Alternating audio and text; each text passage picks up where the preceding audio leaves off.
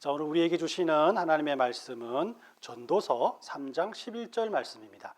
전도서 3장 11절 말씀. 우리 함께 한 절 같이 읽도록 하겠습니다. 시작. 하나님이 모든 것을 지으시되 때를 따라 아름답게 하셨고 또 사람에게 영혼을 사모하는 마음을 주셨느니라. 그러나 하나님의 하시는 일의 시종을 사람으로 측량할 수 없게 하셨도다. 아멘. 네, 반갑습니다. 지난밤 여러분들 잘 주무셨나요? 예, 주무셨겠죠? 자, 토요일 되면 저는 주일 준비 때문에 좀 늦게 잠자리에 들긴 합니다. 하지만 잠을 청하는 시간이 되면 가끔 이런 생각들이 많이 듭니다. 이 잠을 자려고 눈을 감으면 우리의 뇌는 기억의 저장고 속에서 많은 과거의 데이터를 검색한 후에 우리가 가장 후회스럽거나 부끄러운 장면들을 꺼내서 스크린에 딱 켜놓고 숨어버리는 것 같아요. 그래서 우리는 그 후회스러운 장면들을 억지로 보면서 잠을 청하게 되고, 또 잠을 들어도 악몽을 꾸거나 아니면 자고 일어나서 많이 피곤함을 느끼게 됩니다. 이 누구에게나 이 과거의 실수가 생각나서 몸둘 바를 모를 때가 너무나 많죠. 내가 실수한 것 때문에 엄청난 손해를 보고 상처를 입힌 일이 없나, 또 자신의 선택이 좋지 못한 결과를 낳을 것 같아서, 그리고 내가 선택하지 않았던 길이 더 아름다운 길 같아서 후회한 적이 많이 있을 것입니다. 저는 개인적인 자리에서도 말씀을 많이 드렸지만, 제가 목사가 되고 난 다음에 얼마 되지 않아서 좋은 교회에 청빙을 받아서 사역을 하고 있었어요. 근데 많이 시끄러운 교회인데도 불구하고 좀 더 큰 교회라고 생각해서 억지로 사역지를 옮기는 바람에 제가 영적으로나 육적으로나 힘들고 어려운 경험을 한 적이 있습니다. 저는 그때 신중하지 못했던 저의 선택을 항상 되뇌이면서 가끔 후회한 적들이 있습니다. 여러분들 어떤 선택을 할지라도 거기에 대한 장단점은 분명히 있을 겁니다. 그죠? 아무튼 이런 생각을 하면 우리들은 시간을 과거로 돌릴 수만 있다면 얼마나 좋을까라는 생각을 합니다. 하지만 여러분들, 과거로 시간을 돌린다는 생각이 부질없는 생각인 것이, 한 번 지나가는 시간은 다시 돌아오지 않는 것이 세상에 있지 않겠어요? 그죠? 이렇게 속절없이 흐르는 시간의 속성은 수천 년의 인류 역사 속에서 계속되어 온 그런 사람들의 고민이었습니다. 그래서 서양 사람들은 시간이 돌이킬 수 없는 현실이고, 그렇기 때문에 처음이고 나중이 있는 직선적인 성질을 가지고 있다라고 생각을 했어요. 이 성경에도 그렇지 않습니까? 그죠? 이 세상이 하나님이 천지를 만드시면서부터 시작이 되었고, 또 이 세상의 마지막은 하나님의 아들인 예수님께서 이 땅에 오시는 것으로 끝나게 돼 있다고 말씀하지 않습니까? 이 과학에서도 비슷한 생각들을 합니다. 이 우주는 한 점에서부터 시작되었고, 이 점이 빅뱅이라는 사건을 통해서 폭발하여서 지금도 커져가고 있다고 생각을 하죠. 그러나 빅뱅이 일으킨 에너지가 다 고갈되면 이 우주도 식어지고 멈추게 되고 결국은 사라진다라고 생각하는 겁니다. 이 반대로 동양 사람들은, 그죠? 이 세상이 계속해서 순환한다라고 생각을 해요. 이 생에서의 실수와 악한 삶은 다음 생에서 돌릴 수 있다라고 생각을 합니다. 그래서 남은 생애를 바르게 산다면 더 좋은 조건으로 환생할 수 있다라고 말하면서 이 윤회를 생각하곤 해요. 그렇다면 지금까지 우리가 살아오면서 수많은 선택과 실수와 또 기쁨과 슬픔을 경험하면서 살아왔던 저와 여러분들이라면, 지나왔던 인생의 모든 사건 사고를 어떻게 여러분들의 신앙으로 해석할 수가 있겠습니까? 오늘은 이렇게 우리들의 생활과 밀접하게 연관이 있는 시간에 대해서 여러분들과 함께 생각해 보고자 합니다. 그러면 성경이 말하는 시간이란 무엇인가? 우리들의 인생은 어떤 시간 속에 존재하고 있는가라는 질문에 대한 답을 짧게나마 확인하고 이 시간을 시작했으면 좋겠습니다. 심오하기도 하고, 그죠? 또 복잡하기도 한 질문이지만, 이 성경은 틀림없이 이 질문에 대한 답을 우리에게 말씀하고 있어요. 많은 성경의 대답 중에 오늘 읽은 전도서 3장 11절은 우리에게 간단 명료하게 하나님이 이 시간에 대해서 어떻게 생각하고 있는지에 대해서 우리에게 가르쳐주고 있습니다. 11절 말씀을 제가 한번 더 읽어드립니다. 하나님이 모든 것을 지으시되 때를 따라 아름답게 하셨고 또 사람에게 영혼을 사모하는 마음을 주셨으니 그러나 하나님의 하시는 일의 시종을 사람으로 측량할 수 없게 하셨도다라고 말씀을 합니다. 자, 이 말씀의 뜻은 이 시간의 주인은 바로 하나님이시다. 즉 우리의 과거도 하나님의 것이요 우리의 미래도 하나님의 것이란 것이죠.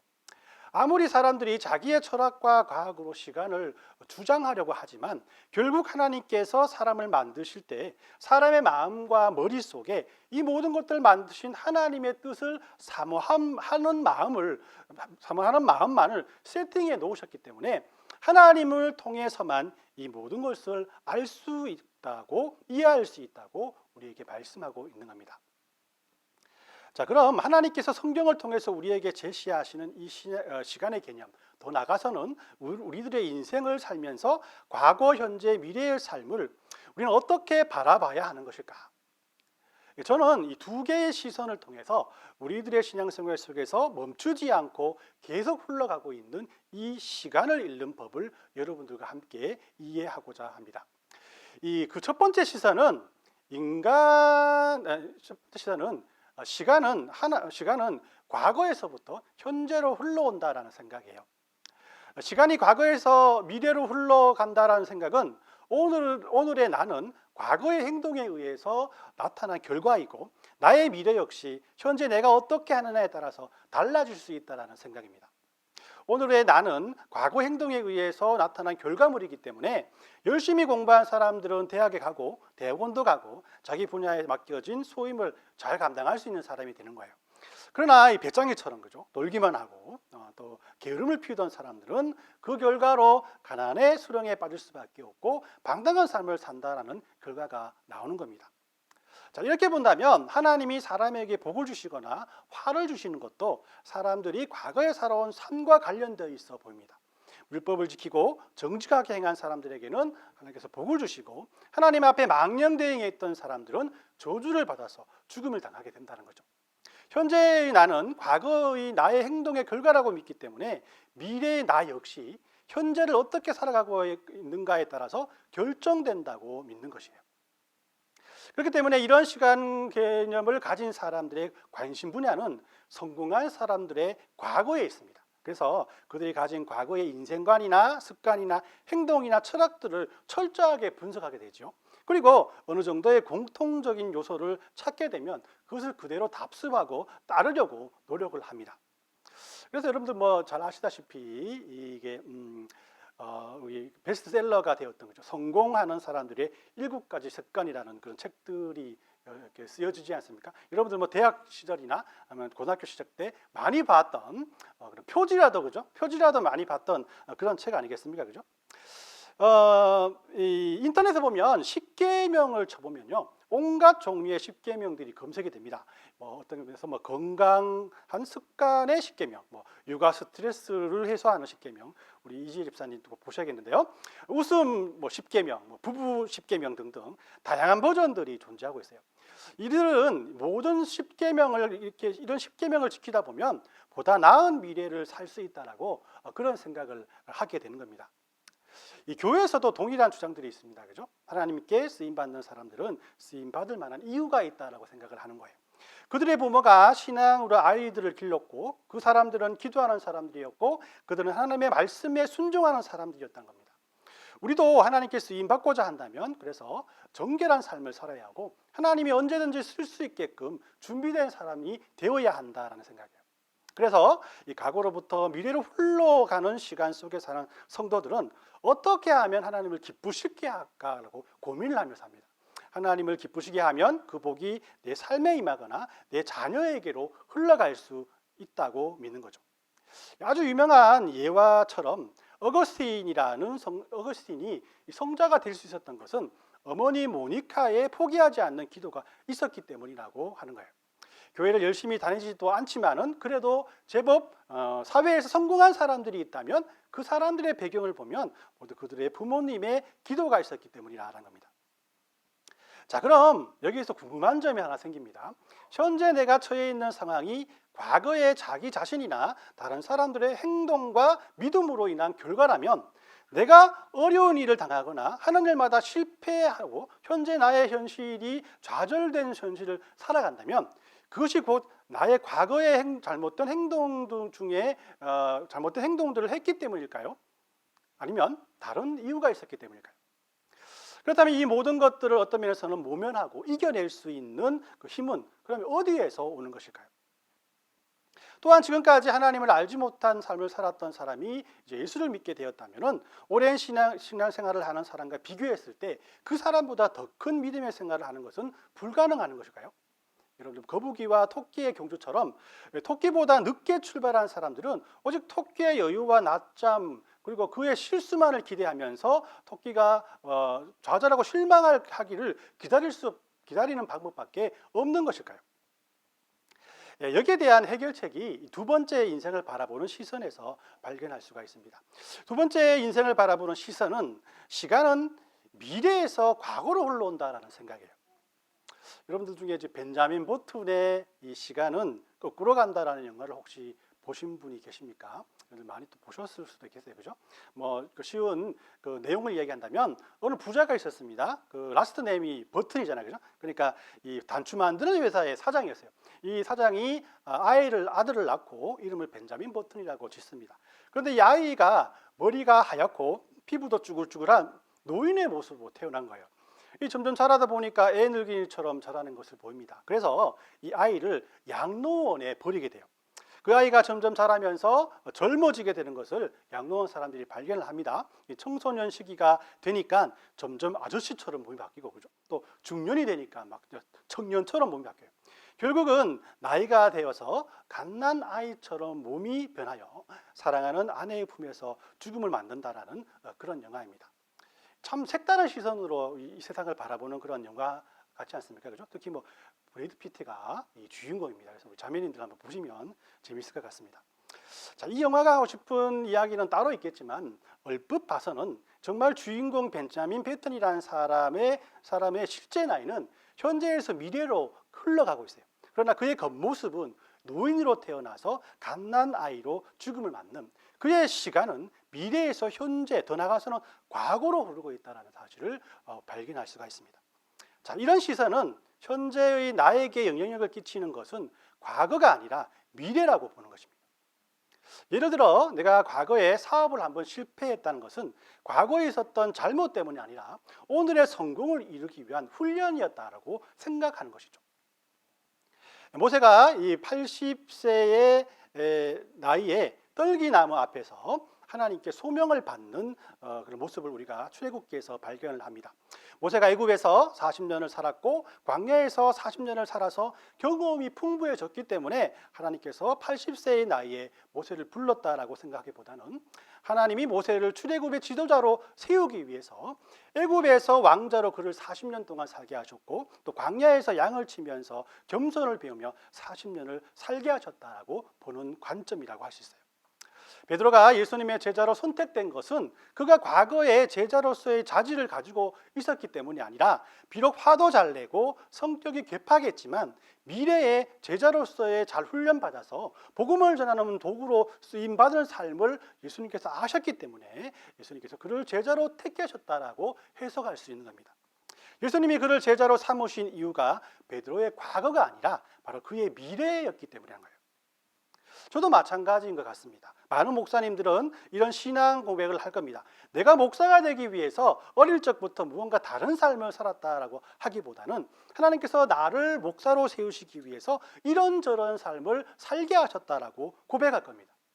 지금 내가 고난과 고통 가운데 신음하는 것은 내가 과거에 잘못된 삶을 살아서 그런 것이 아니라 하나님이 나의 미래를 만들어가고 계시고 그 만드신 미래를 예배하게끔 우리를 연단하는 과정이라고 생각한다라는 것이에요. 이 두 가지의 시선은 듣기에 따라서 크게 다르지 않다라는 생각이 들곤 할 겁니다. 하지만 이 신앙의 관점에서 보면 아주 큰 차이를 만들게 되죠. 내가 살아온 삶의 결과로 성공한 사람에게는 자신의 과거가 자신의 공로와 의의가 될 수 있습니다. 그리고 어떨 때는 현재의 어려움을 자기의 과거의 실수 때문에라고 자기를 정죄하고 비난하며 살아갈 때가 많다라는 것입니다. 그러나 성경은 이런 생각을 죄라고 하고 율법이라 하고 이 모든 것에서 자유하는 것이 바로 복음이라고 우리에게 가르칩니다. 왜냐하면 과거의 결과로 현재의 미래가 바뀐다면 거기에 하나님이 개입할 여지가 존재하지 않기 때문인 거예요. 반대로 이 과거의 삶이 우리의 오늘날의 나를 만들기 위한 하나님의 은혜였다고 고백하는 사람들은 어려움과 고난 앞에서 원망과 불평하거나 또 자기를 정죄하지 않고 하나님의 일하심을 기대하며 거기에 감사하게 될 것입니다. 과거에 방황할 때, 또 헤매일 때 하나님은 어디에 있냐고, 하나님이 내게 해주신 것이 무엇이냐고 원망했던 사람이 그 일로 인해서 새로운 사람으로 변화되었다면, 하나님이 안 보이시는 것 같지만 항상 내 곁에 계셨노라고 고백할 수 있고, 하나님이 아무 일도 하지 않는 것처럼 보이지만은 사실은 그 일에 대해서 항상 견딜 만한 한 힘을 우리에게 주시고 믿음을 더해 주시고 함께할 형제 자매를 주셨음에 도리어 감사하게 될 것이라는 겁니다. 그렇기 때문에 오늘 내가 어떻게 하느냐에 따라서 내 미래가 결정된다고 보는 사람들은 하늘에 소망이 없지만은 하나님이 선하시고 기뻐하시고 온전한 뜻을 이루기 위해서 오늘날 이런 삶을 나에게 허락하셨다고 믿는 사람에게는 현실의 좋고 나쁨을 떠나서 하늘의 소망을 품게 되는 것입니다. 어떤 사람이 우연한 기회에 하나님의 전지전능하심을 얻게 되었다고 우리 한번 가정해 봅시다. 그 사람은 모든 것을 다 알아요. 과거, 현재, 미래를 다 안다고 생각해 봅시다. 내일 그 사람의 딸이 학교에 가면 놀다가 손가락이 부러진다는 사실도 분명히 알 수 있겠죠. 만약 여기에서만 그친다면 그 사람은 자신의 딸을 학교에 보내지 않아야겠죠. 하지만 이 사람은 손가락이 다치는 일로 생겨나는 그 다음 일도 알고 있다고 생각하면 또 다른 그런 결과를 낳게 될 것입니다. 예를 들어 손가락이 다치는 바람에 덤벙거리는 습관을 고치게 되고 조심성이 생기게 된다는 사실을 알게 되고, 또는 그 손가락을 치료하려고 병원에 갔다가 아이의 삶에 좋은 스승이 될 만한 의사를 만나게 되고, 이것이 동기가 되어서 그가 의사가 되었다라는 것을 알고 있다면 여러분들은 딸이 학교에 가는 것을 막겠습니까? 딸의 아이의 좋은 미래가 보장되어 있다면 당연히 학교에 가는 것을 막지 않을 겁니다. 물론 그 사람의 딸이 울면서 왜 학교에 가는 것을 막지 않았냐라고, 그렇게 해서 왜 이렇게 아픈 삶을 사냐라고 아버지 이야기를 들었지 않고 무조건 원망할 수도 있습니다. 그러나 철이 들고 나서 그의 일로 매사에 조심하는 자신들을 발견하게 되고, 또 이 일로 인해서 의사의 꿈을 꾸고 그 꿈을 이룰 수 있게 되었다는 것을 깨닫게 된다면 아버지의 원망했던 마음이 감사로 바뀌지 않겠습니까? 라는 생각입니다. 왜 그럴까요? 아버지의 마음을 알았기 때문이죠. 아버지가 딸아이를 사랑하지 않아서 다치게 내버려 둔 것이 아니라 도리어 너무나 사랑해서 그냥 다치게 두었고 회복할 때까지 함께 아파하고 함께 울어주고 함께 병원 다녀준 아버지의 마음에 딸은 분명히 감사하게 될 것이라는 겁니다. 오늘 말씀을 우리 정리해 봅니다. 시간이 과거에서 미래로 흘러간다고 생각하는 사람들은 이렇게 살아야만 저렇게 될 수 있다라고 생각하며 인생을 살 것입니다. 또 시간이 미래에서 과거로 흘러온다고 생각하는 사람들은 저렇게 되려고 이렇게 살아가는구나라는 생각을 하며 인생을 살아갈 것입니다. 그리스도인들은 이렇게 살아야 하나님이 복을 주신다고 가르치는 사람과 또 하나님이 복을 주시려고 이렇게 살게 하신다라고 선포하는 사람들의 차이를 알 필요가 분명히 있습니다.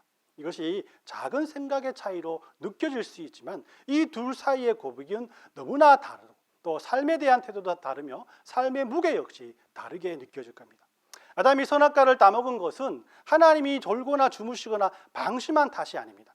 그 선악과를 따먹음으로써 하나님이 죄를 얼마나 싫어하시는지를 온 인류가 알게 되었고, 또한 하나님이 아들을 보내어 십자가에서 그 죄를 해결하시기까지 또 우리를 위해서 기도하시고 우리를 위해서 희생시키신 하나님의 사랑이 얼마나 크신지도 바로 알게 된다는 겁니다. 우리 주안의 교회의 모든 성도님들은 스스로 오셨다라고 여러분들에게 말씀드리고 싶습니다. 맞지 않습니까? 그죠? 제가 전도한 것도 아니고 예배에서 드리다 보면 한 가정이 오고 또 예배 드리다 보면 또 한 가정이 오고 또 예배 드리다 보면 한 가정이 오고 이렇게 해서 또 더 나가서 이런 신앙 공동체가 형성된 것 같습니다. 지금 봐도 참으로 신기반기한 그런 현상인 것 같아요. 이 교회도 큰 교회도 많고 그죠? 사람들이 많은 교회도 많지만은 그럼에도 불구하고 우리가 함께 여기 이곳에 있는 이유는 여러분들의 선택으로 인한 것이라고 생각할 수도 있겠지만 하나님께서 여러분들을 주안의 교회로 인도해 주셨다라고 생각할 수도 있을 것입니다. 이게 무슨 차이냐고 물어볼 수 있겠지만은 여러분들의 선택으로 인해 왔다면 주안의 교회를 선택할 만한 그 이유가 또한 불만과 불평의 이유가 될 수 있는 겁니다. 하지만 하나님의 인도하심을 통해 왔다고 생각한다면 하나님께서 어떻게 나를 이끌어 주시고 은혜 주시고 어떻게 사용할 것인가에 대한 기대와 희망이 여러분들이 힘들고 어려운 상황 속에서 여러분들의 신앙생활 속에서 활력소를 줄 수 있다라는 것입니다. 사랑하는 성도 여러분, 여러분들의 시간은 어떻습니까? 흘러가고 있습니까? 아니면 흘러오고 있습니까? 바라옵기는 여러분들 모두가 더 이상 과거에 매여 사는 사람들이 아니라 미래를 소망하는 사람들이 되었으면 좋겠습니다. 현재의 삶에 힘들고 어려운 일이 있습니까? 기도하고 말씀을 봐도 하나님께 응답하지 않는 것처럼 느낄 때가 있습니까? 아니면 자신의 지난 시간에 제가 설교 말씀을 통해서 여러분들의 전해드린 것처럼 신앙의 가을을 타면서 그죠? 하나님께 감사할 제목도 없고 원망할 것도 없는 그런 신앙생활을 경험하며 살아가고 있습니까? 이럴 때 성도의 시간은 거꾸로 가고 있다라는 생각을 항상 기억하십시오. 그리고 그 해답을 과거에서 찾지 마십시오. 항상 우리의 앞길에 응답을 더해 주시고 더 나아가서 여러분들을 위해 우리의 삶에 일일이 간섭하시면서 우리들을 하나님의 계획으로 이끌어가고 계시는 하나님의 시간을 기다리시길 바랍니다. 장차 우리를 위해 예비하신 하나님의 계획 때문에 현재의 내가 있다.